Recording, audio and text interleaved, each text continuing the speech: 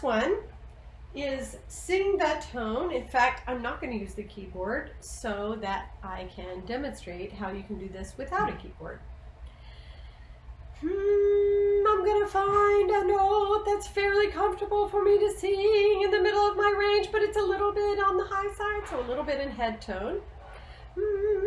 And this is sing the tone with a smile inside. So you're using a lot of ah, I, and oh. Sorry, not, yes, sing the tone with a smile inside. Ready, and sing the tone with a smile inside.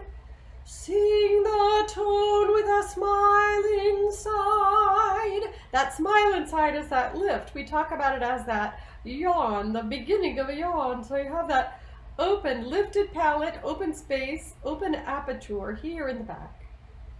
Sing the tone with a smile inside. Just check that your opening is consistent throughout whatever note you're singing. And then there's another good one, and it says, may I go and buy fine food. Now the other thing this exercise is addressing is the issue of a diphthong. We know that a diphthong is a word that has more than one vowel sound. Typically, we have two vowel sounds represented by one vowel, or possibly two.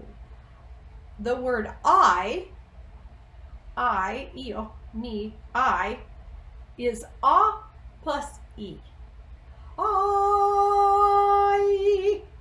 And singers, classical singing, has the vowel shape sung and held, depending on the duration of the note, of course, on the first diphthong. I.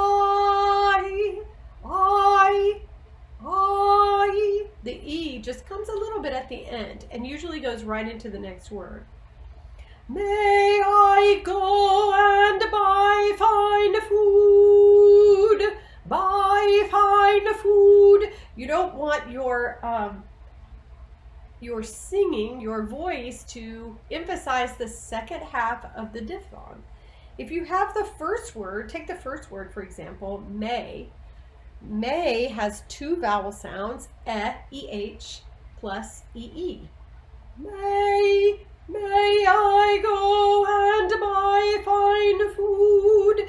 May I go and buy fine food?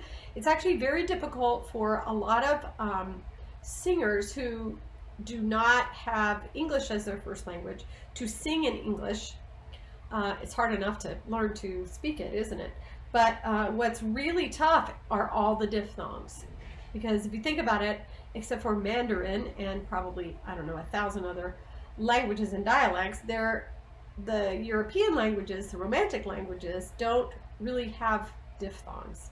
If you think about French, I mean, German is a Germanic, like English, but the Italianate or the Romantic languages, Italian, French, Latin, Spanish, they typically have pure vowels. They have pure vowel sounds. They might have two together, but they still have individual vowel sounds that don't really deviate much. French, of course, having those nasal exceptions.